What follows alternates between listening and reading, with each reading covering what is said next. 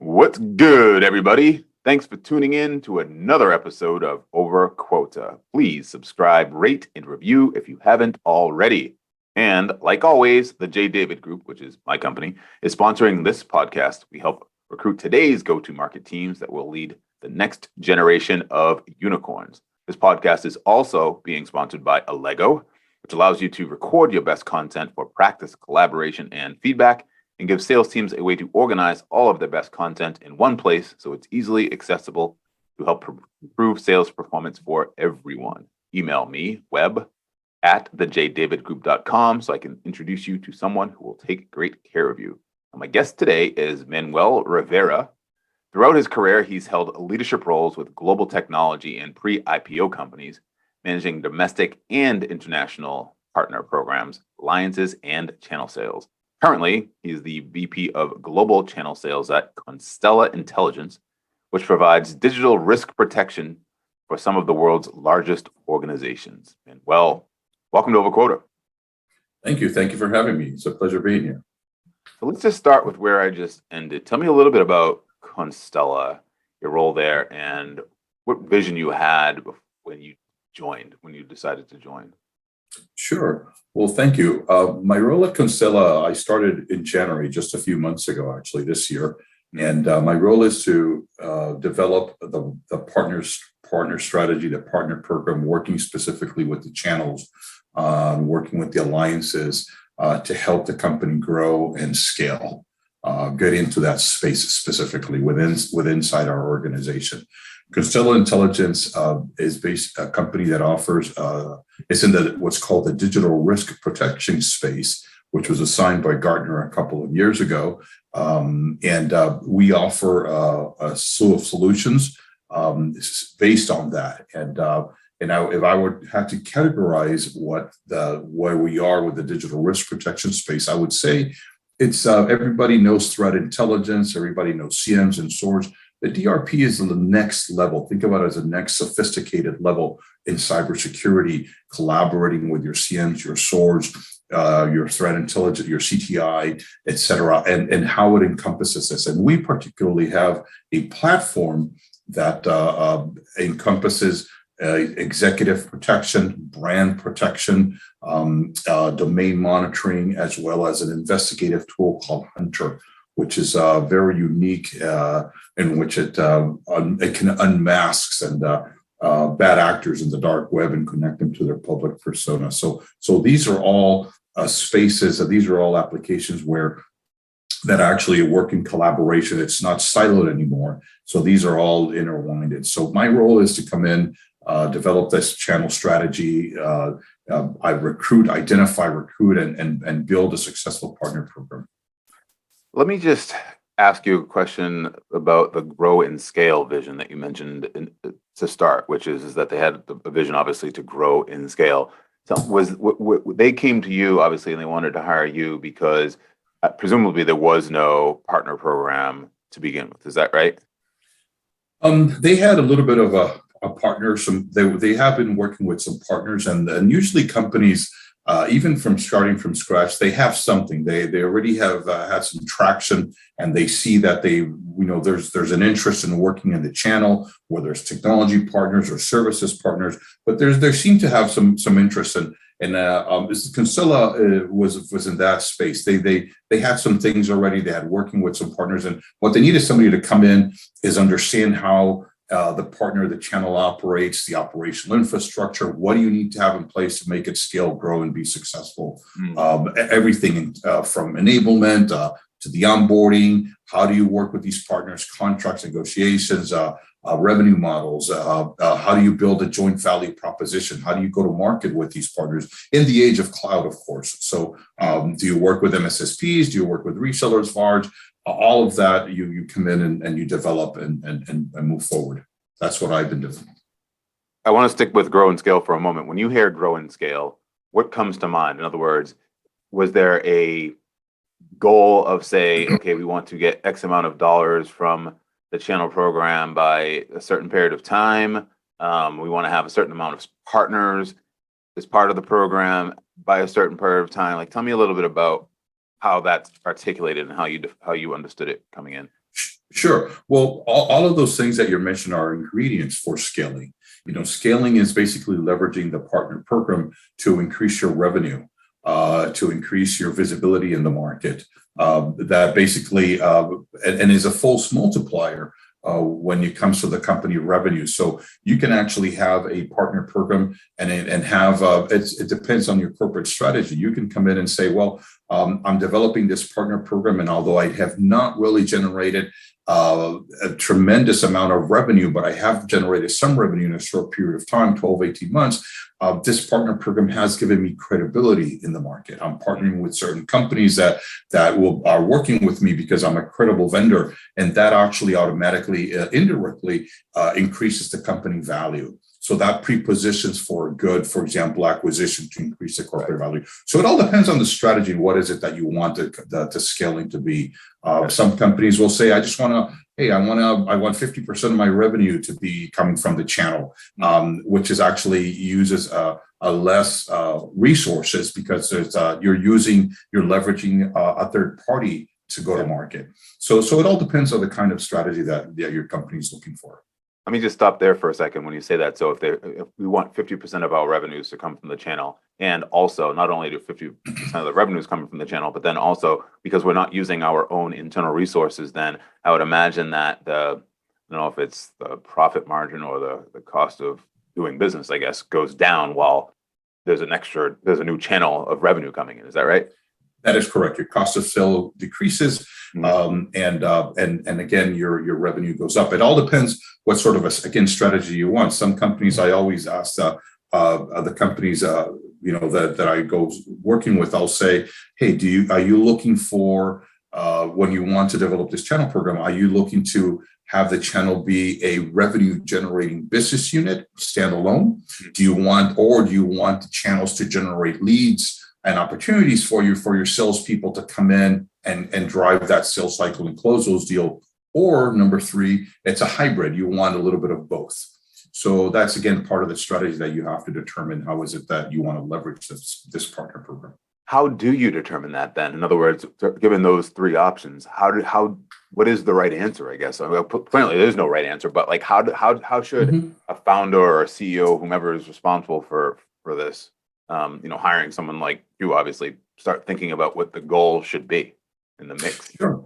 Yeah, absolutely. Well, you're absolutely right. There is no right answer. There's just different. So every company has their own strategy. Depends on, I would say, about the product, depends on the technology, depends on your resources, depends on your funding, depends on what sort of a maturity level you have, not only with the company, but also with the partner program. Some companies have a much more mature partner program and are in better position to act quicker.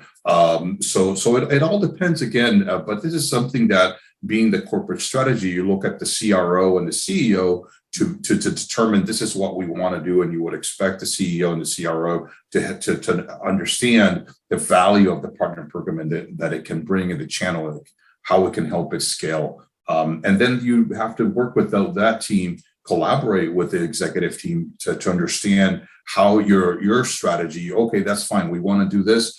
How can I complement that corporate strategy? How can I help it grow and be part of that? So that's something that needs to be determined, again, based on the company.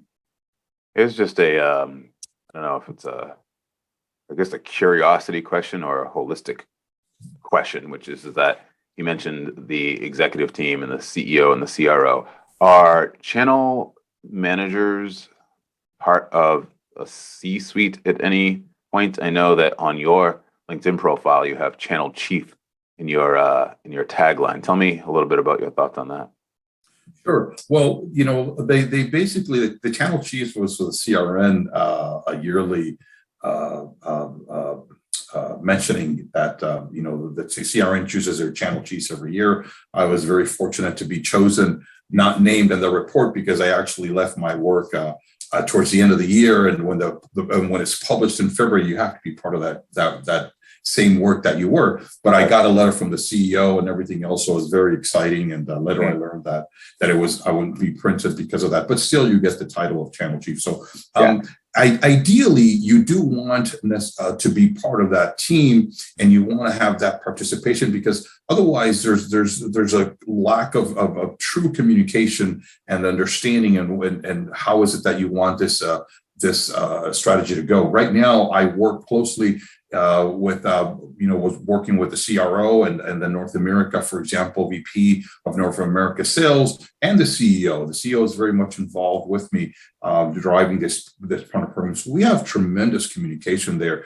There's a lot of transparency, and one of the things that I'll mention is that's part of the culture. You want to have that. You need to have that. So ideally, you do want to be part of it, because you want to understand clearly what is a corporate strategy, define those expectations of the partner program, and then be able to execute those, and then keep everybody up to speed on developments and how is it going, things that you will need. So ideally, you do definitely want that. I've seen problems when it's not involved and there's no communication. Somebody else is selling for you or talking for you. It can bring problems.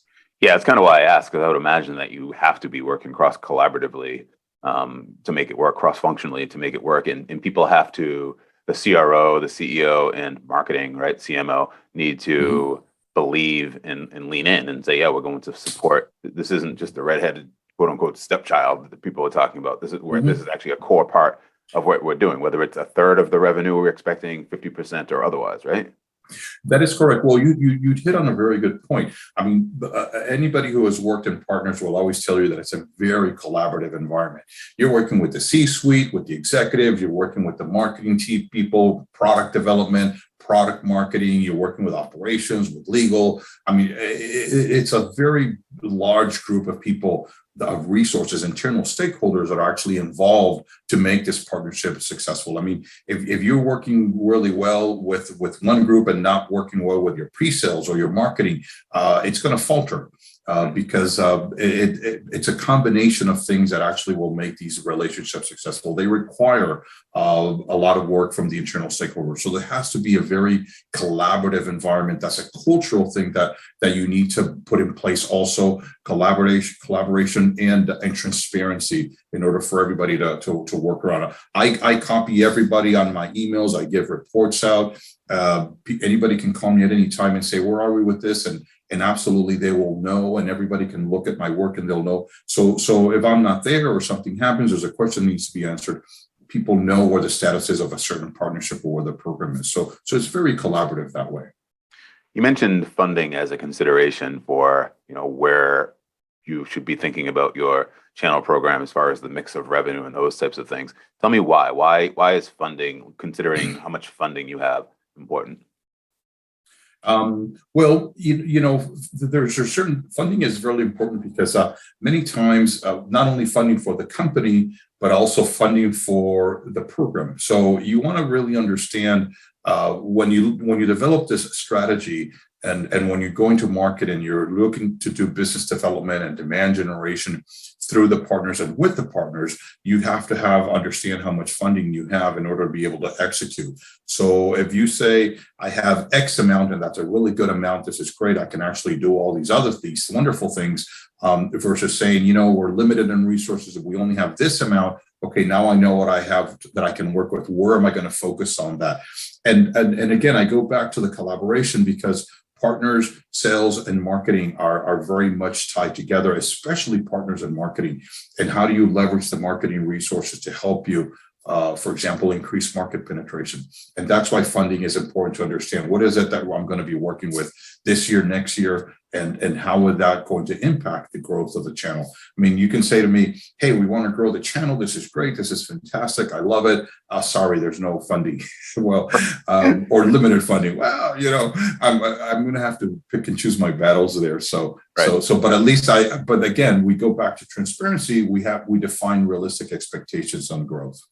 Yeah. And that's good. Again, going back to the C-suite question, because I think if you don't have a seat at the table, so to speak, right? Exactly. And all of a sudden, maybe initiatives that you thought at first the company was behind, there's no budget for it, or there's not a significant enough of a budget in order to get it done.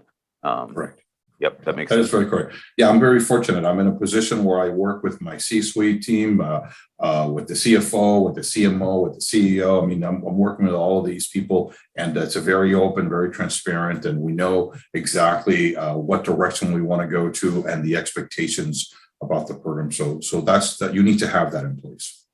Maybe you can answer this next question in the context of, the process that it takes to go through this and build up a partner program. You mentioned obviously recruiting partners is a large part of that for sure, but I saw on your LinkedIn profile, you authored partner lifecycle management methodology. Tell me a little bit about that and maybe how it pertains to what we're talking Sure. about.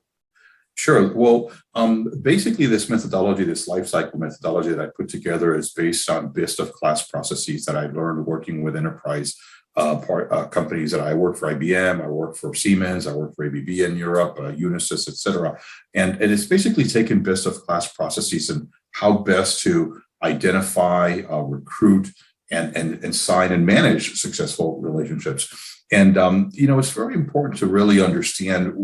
There's a lot of things that you'd actually go into this, from understanding. Obviously, there's your technical alignment. There's a business alignment. For example, when you look to explore a company, do you have? Are you looking to expand through the channel, through services or technology, or is it a combination? So what this does is that basically it's a framework that allows you and gives you questions. There's about 70 or so, 75 questions. And it kind of changes with the market thing as we grow and continue to move forward. But it's about 75 questions of things that you should look into. Not everything applies to everybody, but something as trivial, as simple as an NDA, or identifying who your stakeholders are. Do you have a joint value proposition? Do you know your customer, your partner's value proposition? Is there alignment there? What are the tolerances, for example, to having a partnership? Do we wait 6 months, 9, 12 months before we haven't generated a revenue, or revenue expectations have not been met? Is there a financial reason why we want to partner with this company? So you look at all those things, and based on that, taking it step by step, it kind of allows you. It's a roadmap to how to basically work with these partners, and then that's what that life cycle methodology does.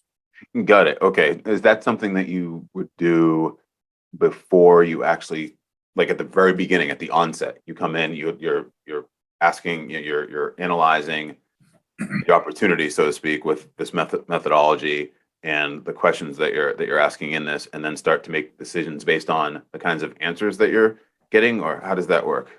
Sure. So I will usually what I come in is I'll take a look at the partner program and assess the maturity level. You can be in diapers, you can be crawling, you can be walking, you can be running. So I'll basically assess, and depending on which level you are, there's certain things that can be or don't need to be done versus basically building from scratch, or just tweaking a few things here and there that take more time consuming.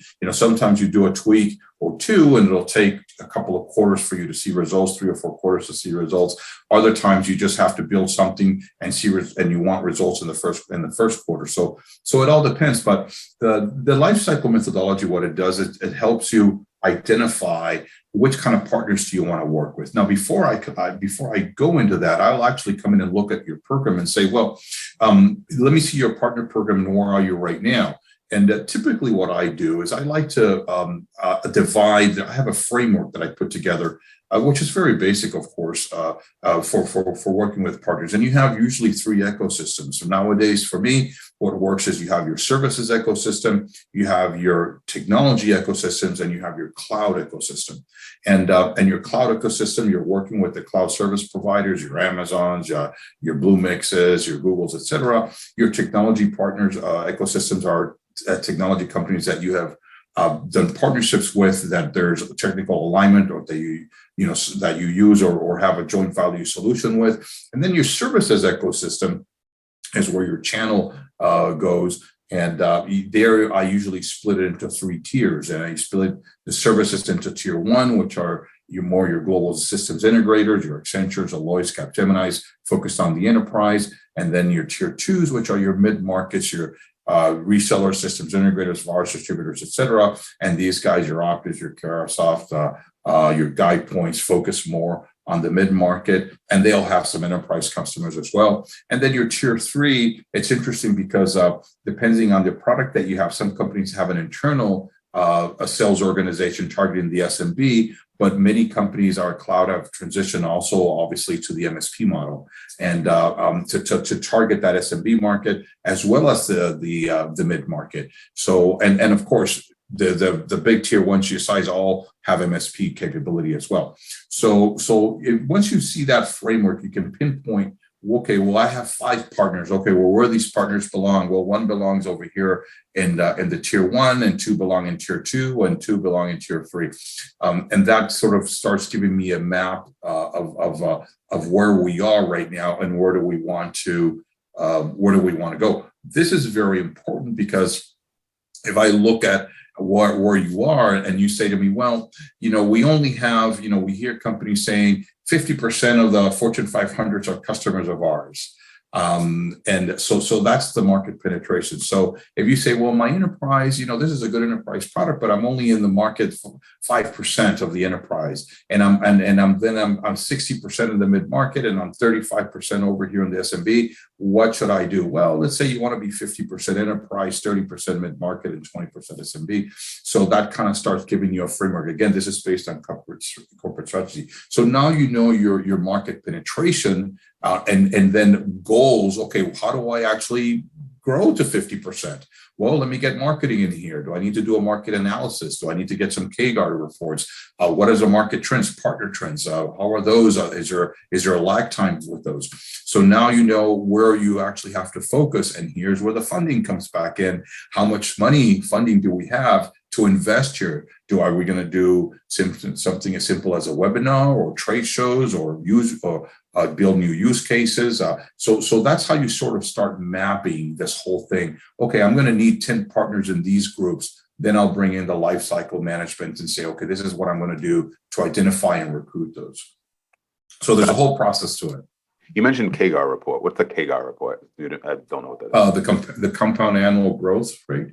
So they'll say, hey, this in the next 5 years, this cybersecurity market or the CM market is going to grow, or threat intelligence, it's going to go at a 15% KGAR. So it just gives you that market trends. So you look at the market trend, and market trends are usually they have something that I call, and then behind the market trends are the partner trends. And usually what I see is partner trends, of course, there's a lag behind the market trends. So just because something is starting to grow in the market and something is moving, it doesn't mean the partners are going to go that way. You got to have what I call terminal velocity with the market trends, where you really have a lot of traction, and it's a revenue generator, and everybody knows it. And then you see the partners moving more towards that direction. They follow more. They're not market makers. They're more like following that partner, that market trend. So that's why you have to be careful with that. Also, you say, well, this solution, it's not really a market trend yet, and might be in 12, 18 months or 24 months or something. Well, partners are going to be behind that, 6, 9, 12 months after. Why? Because they have resources already trained on a specific solution. They have their own strategy. And just because something is becoming a trend, it doesn't mean they're going to jump at it. So you got to be careful and look at that as well. Interesting. Yeah, that makes sense. You mentioned tweaking the strategy, and some strategies you got to give a little bit more time than others. Give me an example of a strategic move or decision early on that you've made, or that one would make, that needs to be tweaked, or that needed to be tweaked. Sure. So let's say something that needs to be tweaked would be, you go to an enterprise company, they have a very mature partner program, and they say, well, we have 1,000 partners. Like, wow. Usually when you have 1,000 partners like that, the 80-20 rule applies, right? So, your top 20% are making 80% of your revenue. So what do you want to do with that? I've seen companies, for example, say, well, okay, I got 1,000 partners or 500 partners. So the top 20 or 30 partners, the top 20% or 25%, I'm going to continue to work with these partners directly. And then there's the bottom, 70, 80% of the partners that are generating 20% of my revenue, what I'm going to do is establish some distribution system, a two-tier distributor where they can actually service those partners, because I'm actually spending resources, investing, training these partners, keeping them up to date, certifications, partner, product, things like that, doing on sales calls. So I want to focus on my money makers. And if these actually grow, after a certain percent of revenue, sure, then they can come back and work directly with me. So that would be a tweaking that you can do. And there's some savings in that as well as focus your department, your team specifically on money making partners. I mean, if you have a product that basically sells for $100,000 to $400,000, $500,000, and you have most of your partners selling $100,000 to $200,000, and a handful of partners selling $1 million, $2 million, the $1 million range, you want to focus on those top ones and see how you can actually grow these. But how much resource can you invest? So that's kind of like a tweaking right there that you would do at the enterprise level. Yep, that makes sense. What about, you mentioned the resources that go into managing the partners and coaching and training and all that stuff. How much technology is part of this, right? In terms of, just operating all that, in terms of communicating, in terms of onboarding them on your products or educating them on your products. What does that look like? Well, that is actually it's a great question, because it's a time-consuming endeavor. Mm-hmm. I'm onboarding and enabling sales organizations and within the partners. It takes time. It's not something that, we have these leads, let's just go together, let's just go sell. Especially nowadays in the age of cloud. I work in cybersecurity, so it's a very complex market. You have various products for different things, and budgets and all that. So you have to really understand what the partner is trying to achieve. My motto is usually, I want to help the partner help their customers.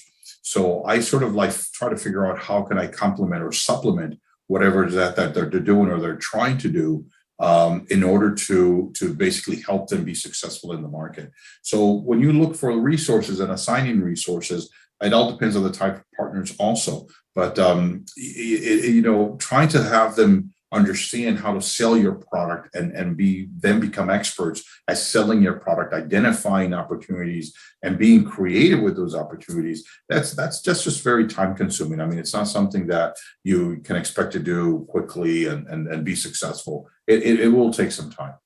What about solutions like Crossbeam or Partner Stack? Do you use those to enable all of this, or? Oh, absolutely. Great point there. So the way I like to work with partners is that, even something as new as cybersecurity or threat intelligence or DRP, or the risk protection where I work, there's always a competitor. Everybody's already using something or somebody else. So I go in not with the expectation to replace or take something out. I go with the intention of complementing and supplementing an existing solution. So I will go to my partner and say, you have this offering already. What can I do? I have this offering.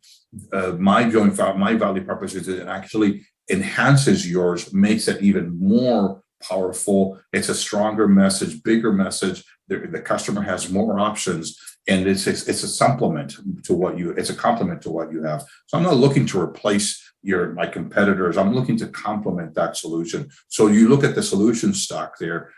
This is very good with, for example, resellers and distributors. And I can say, hey, listen, if you're selling this product, there's a potential upsell for us with my solution as well. So that's kind of like how I go in and enhance that solution, make it stronger, bigger, increase their product portfolio, basically. That's usually my approach. What about the recruitment process? Like tactically, what does it look like on the ground, as they say, as you're identifying the partners in tier 1, tier 2, tier 3, you know the strategy. How do you actually go out and start to recruit them? Well, that's actually a pretty good question. So basically, I look at my partner life cycle management solution and methodology, and I have three stages. One is qualifying, one is incubation, and one is onboarding and buying in. So if I look at the stage one, which is qualifying, you look at, for example, their space, or you have to do some research, of course. Which partners are better for you? Where are they in the market? What kind of partner types they are? I like MSSPs. I like VARs, resellers, systems integrators, GSIs. So you have to determine which are the best ones for you. Are they in the same space? This is something, for example, that also, if you you can leverage some of the technology partners that this partner has. For example, I can go to a partner and say, well, listen, you're already working with products, these tools 1, 2, 3, 4, 5. That is a natural fit for me. So those tools, that's what this is. So we mentioned at the beginning that the cloud technology and services partners, I'm going to look at those that technology ecosystem that we have, and I'm going to say, okay, these are partners that we have. I'm going to see if any of the services are already working with any of those. And if they are, they become a beacon, so to speak, for me to go to them directly and say, hey, you're already working with these. These are my partners as well. This is what I'm doing with them. And this is how we enhance this solution. So that's a good way, for example, of identifying which services partners you can actually work with. If I go to a distributor, for example, and I'm saying, and I'll say, hey, you're working with Splunk or Palo Alto Network or ServiceNow, any of these companies, any customers of yours of those as a customer of mine, I can supplement that. There's an upsell potential there. So I use those technology partners to identify opportunities for the services ecosystem. That's why that's important as well. Got it. And then you mentioned, and then there's incubation and onboarding. So qualifying and then incubation and onboarding.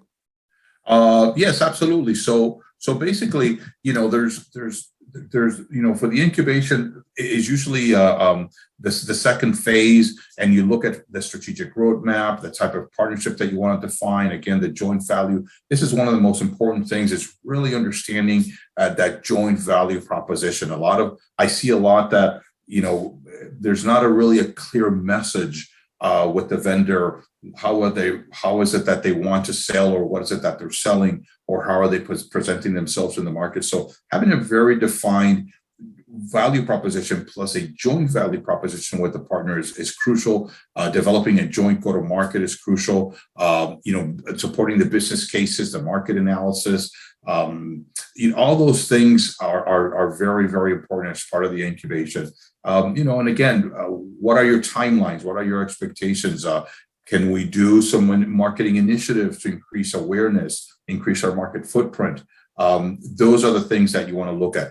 You also want to look at product development. I mean, is a partner offering something and can say, hey, if you guys can do this or tweak your product or add this feature to your product, I think it would be a great match for us. Is that something that we want to do? So I'll talk to product development. Is that in our development roadmap? Yes or no? Well, no, it's not. Well, now I know it's not worth pursuing because it's going to be, it's just not in part of our strategy. So you look at all those things. And then the incubation is when you start setting up the operational side, the finances, connecting the sales teams, making those introductions. So that's how you kind of start moving it forward. Stage 3, onboarding and buy-in.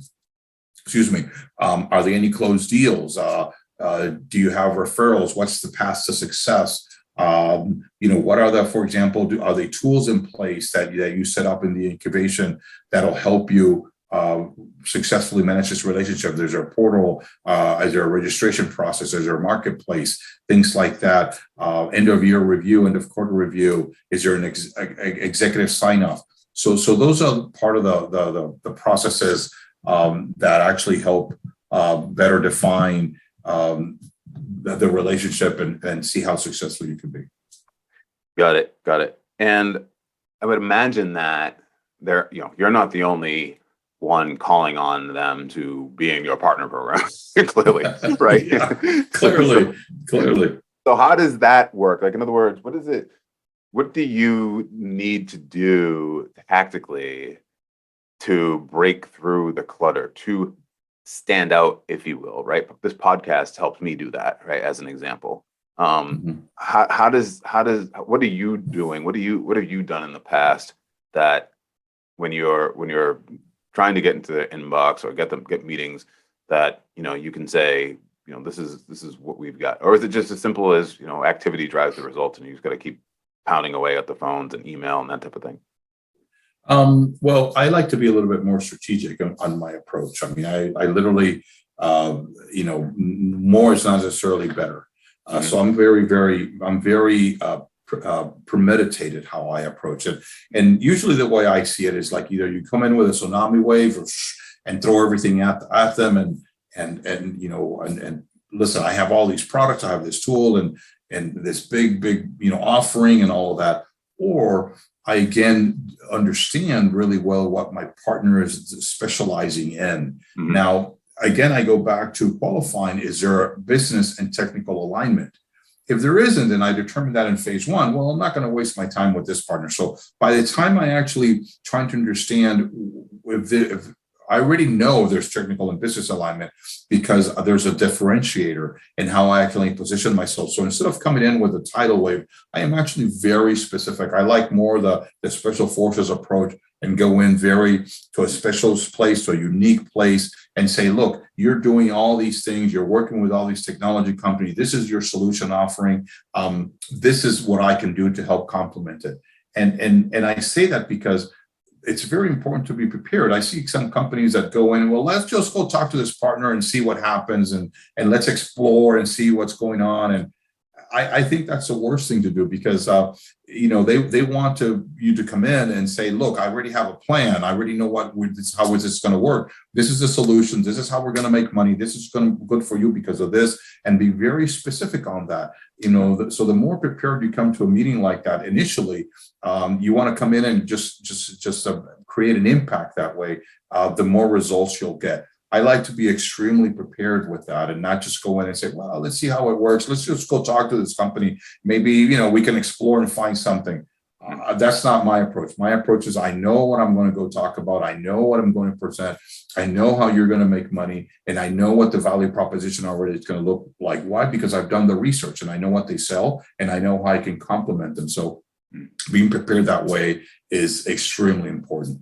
And with the differentiator, how can I, you have this big solution offering, you're very famous, you're big, or you have all these things, or you're just trying to break into, this is how my product and my tool is going to differentiate you into the market. And as long as I can help them help their customers, that usually creates an impact. Where in the process or like maybe I'll ask it a different way, are you responsible for developing the business model, so to speak, in terms of how the partners are compensated? And I'm assuming you're responsible for negotiating those things as well. Talk to me about what that looks like. Sure. Well, that again, we go back to collaboration. That's something that I work closely with our finance office. We work with the CFO and the finance people, determining how we put together a model. Where I work, when I started, they already had something in place to compensate the partners, which is very much aligned with the market, whether you are bringing in a lead or an opportunity, or where that is in the sales cycle. You're just referring. Are we just transacting through you? Are you a VAR? Are you adding value? Are you an MSSP? That sort of thing. So there's tables and skills, obviously, that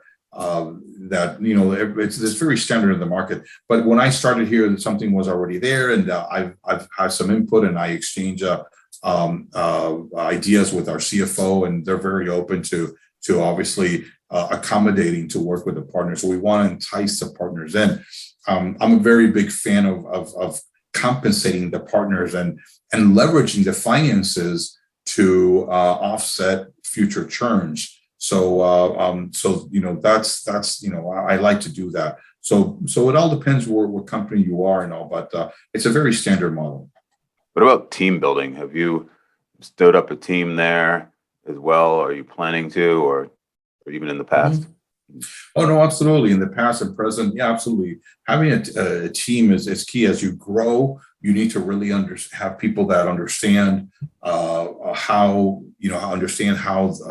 the partner and the channel works. So I'm a very big believer of if I have somebody who's very, very strong in the channel and knows a partner, how the processes work, and how to work with the partners, and doesn't necessarily have the space knowledge, is not a super expert. I still like this person because and that has actually worked really well for me, is to somebody who knows the partner program, who's classically trained in the channel and the processes, what needs to be done, because that's a good thing about the partners in the channel, that it's a very transferable skill.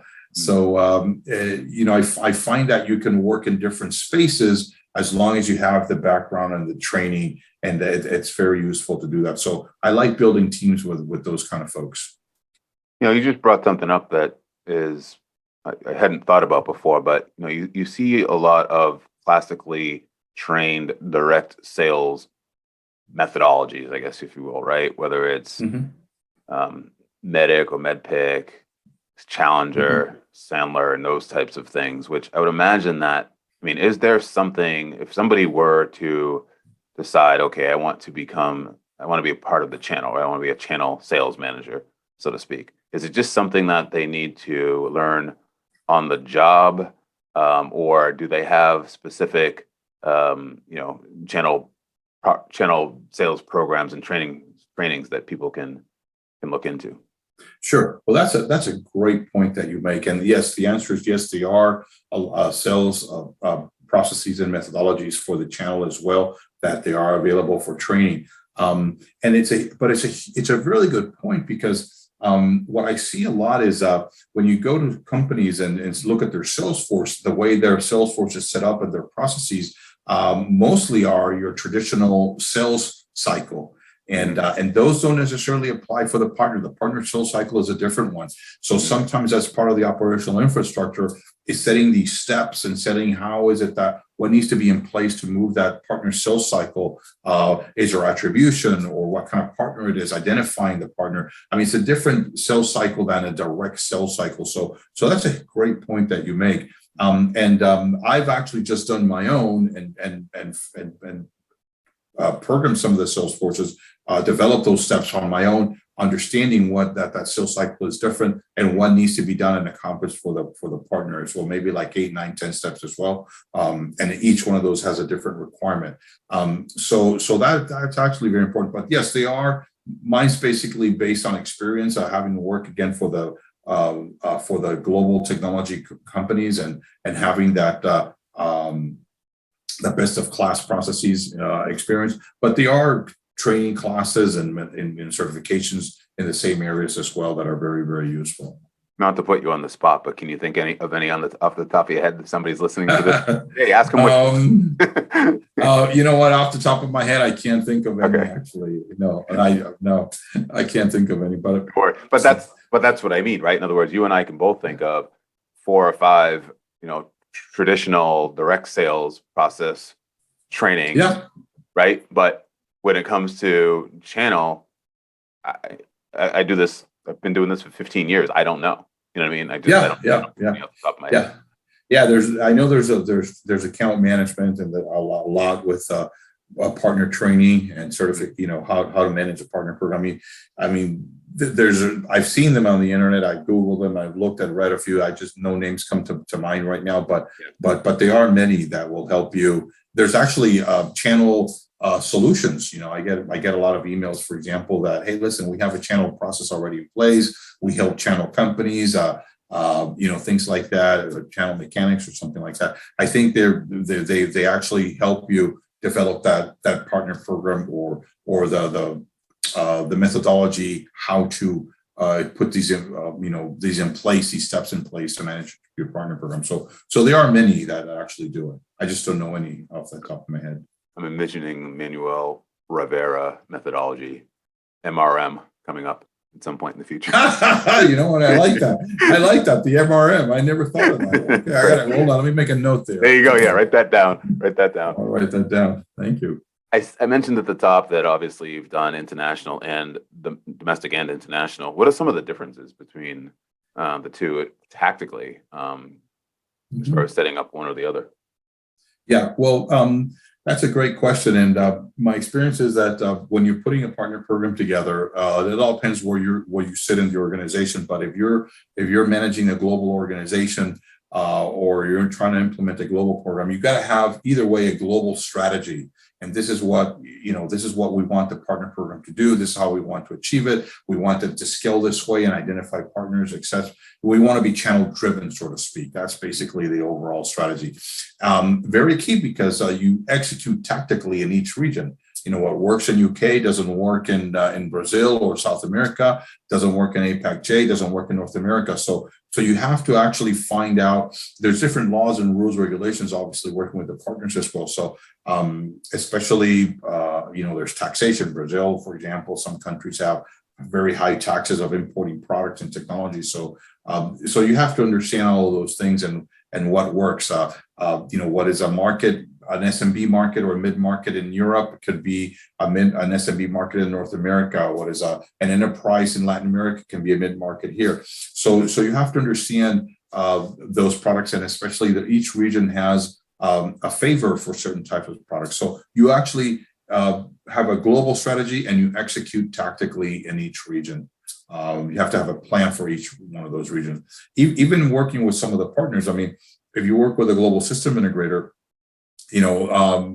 Deloitte, for example, in North America may have a different plan than Deloitte in Europe or Deloitte in UK. They may see things differently. Their priorities are different. So you got to then go more granular and have a specific strategy, a roadmap for Deloitte, for example, or whatever that GSI in Europe and or North America. So it keeps breaking down and getting a little bit more granulated, but it starts from a global strategy overall. One more big picture question regarding building a partnership program, and then we'll get into our rapid fire 5 questions. But if you're a company that has this partner program in diapers, as you had said earlier, right? Mm-hmm. Where should they? What kind of expectations should they have, or frankly, the VC, if it's funded, have in terms of how long it's going to take to build up this channel program versus something where it might be more direct? Mm-hmm. It's a great question, and boy, I tell you that's like the $1 million question, because timing expectations is very different from the VC to the executive to the reality of working with the partner. So it all depends, again, your maturity level, product that you have, and how fast are you going to market. But usually everybody knows, it's kind of a common knowledge, general understanding that if you're working with global systems integrators, you're looking at least 12 months.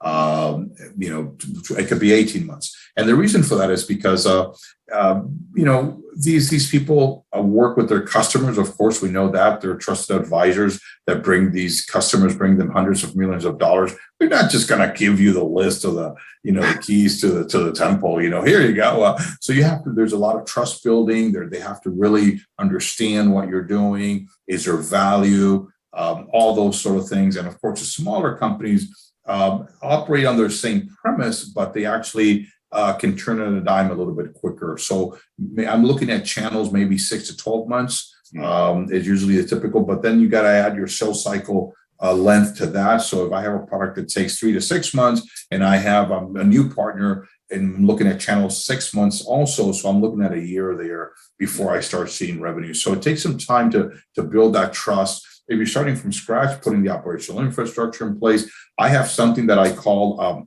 pave as you plow.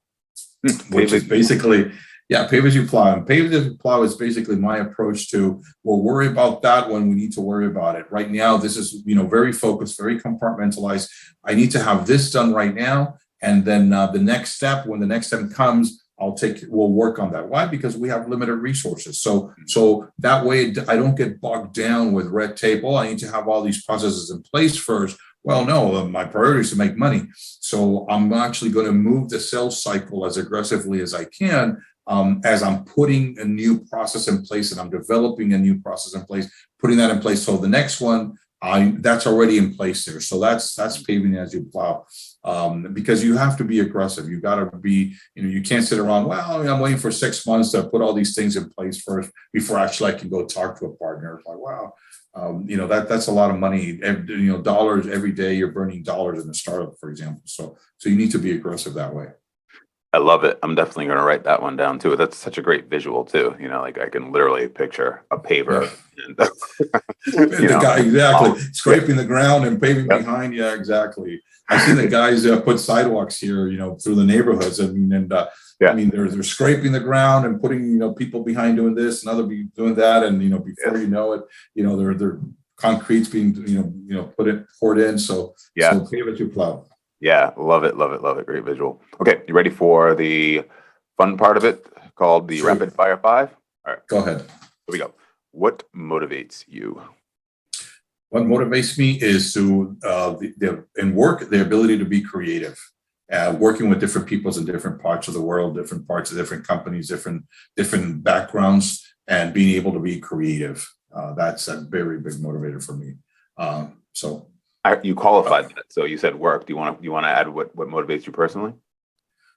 personally, it motivates me just a personal growth. I like to read. I'm an avid reader. I like to read and learn in all sorts of areas. So just learning more and more. I try to put in a few hours, 3 or 4 hours of reading a day, whether it's technology, history, politics, anything that'll help me enhance my knowledge of something. That actually is a big motivator for me is learning. Name a big goal you have right now, and when would you like to accomplish it?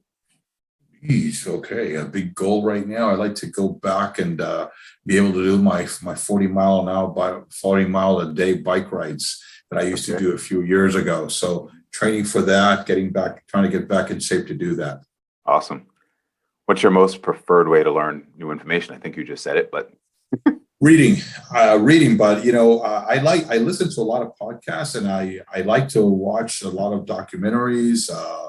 But I'm an avid reader of everything, history. Like I said, and I'm reading something. Oh, this is interesting. So I'll start. Oh, they just made a point. Let me look into that, and I'll start reading into that. And I'll take a note to read about it later. Or what does this mean? So it's just I take notes when I'm reading to things that I want to read more about later. So it just keeps growing. yeah, sure. How many hours of sleep do you get average per night? I don't think enough, but probably it all depends. But I would say maybe like 5. 5. Okay, that sounds a lot like Yeah, me. yeah, about 5. Yeah, Yeah. I don't know. I guess it changes, but about 5 right now. What's your favorite thing to do when you aren't working? Fly and ride my bicycle. Fly. Do you have your own plane? No, I don't. I actually took flying lessons many years ago, and then I'm actually would like to renew my license. But I don't. It doesn't matter if I'm flying commercial, flying private, or flying my own plane. Just being in the air, flying, and I enjoy very much. That is awesome. One last question, which technically is question number 6, which is how can folks get in touch with you? Just follow up, say thank you, maybe ask you a question that I didn't ask. And if you're hiring, feel free to share that as well and tell people how they can apply. Sure, absolutely. So you can reach me on my LinkedIn profile.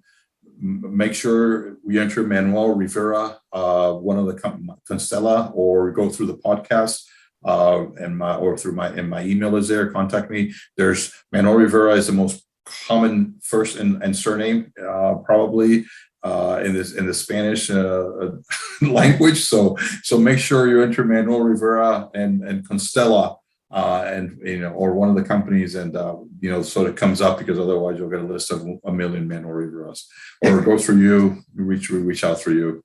That's right. Right. And if you're reaching out to him directly, make sure you use Overquote podcast episode in your subject line somewhere. So absolutely. Yep. So that you stand out in the inbox. And are you hiring? And if so, which positions, and how should people? Yeah, we'll be hiring again probably in Q1. I mean, we're towards the end of the year, so I think everything that has been done has been put in place. So that'll probably starting again in Q1 through Q2 again. So until then, everything that was needed to be filled for this year, I know has been filled. But certainly we're in a growth mode, And so definitely be looking for resources. I know we have openings and some positions that are open, but of course the budget goes by yearly and quarter. Now we're almost entering Q4, so I think it's the wait till Q1 now. Reason for optimism anyways for anybody who's out there looking, because Q1 will be here before we know it, and there'll be hopefully a lot of opportunity there at Constella and other places as well. And Absolutely. Rivera, MRM, thank you for going over quota. Thank you. Thanks, Jay. Goodbye, everybody. Cue in the music.